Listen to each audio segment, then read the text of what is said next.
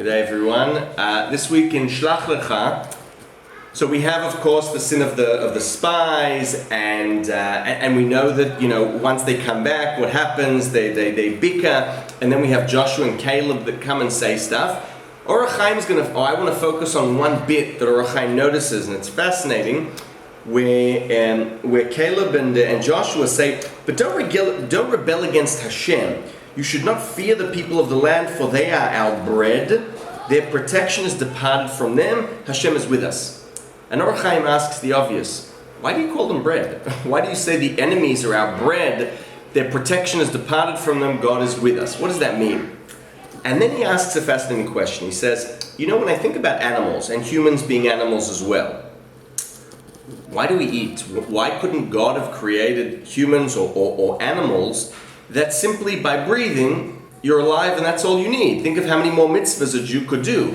And not only that, think of how many sins you're inclined to do through your inclination to eat, to want certain stuff. Why do we need this?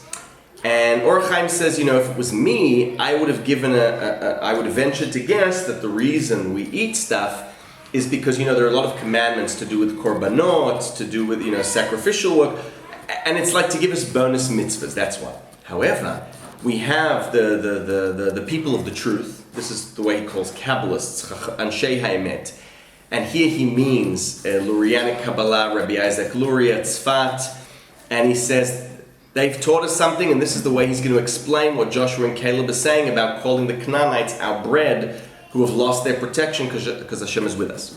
The Ari already taught us that the goal of the Jew is to sieve out, levarer, to sieve out the sparks of kedusha, of purity, or of sanctity within everything. Every physical thing, all matter matters, everything has some spark in it, and when we go to Thailand, or when we eat a burger, whatever it is, we're, sieving out the sparks. And once you take out the spark, the thing itself is done.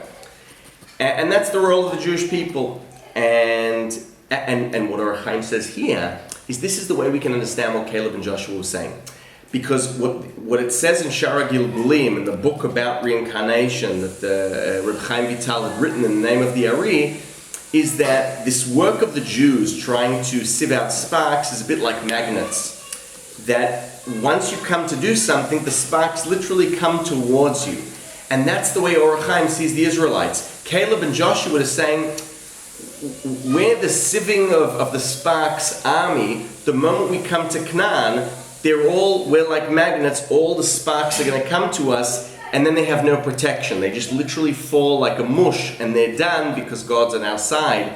And this just shows how fundamental the aspect of reincarnation in Luria's teaching was for the ha-Hayyim. It's not the first time I've noticed this. It's reoccurring. It's not in every parsha, but you really get the sense that for ha-Hayyim, reincarnation, and specifically through food and the holiness in the inanimate flora and fauna, was of the utmost importance. So thoughts on a very odd verse that suddenly becomes simple when we add in 16th century Kabbalah. Shabbat Shalom.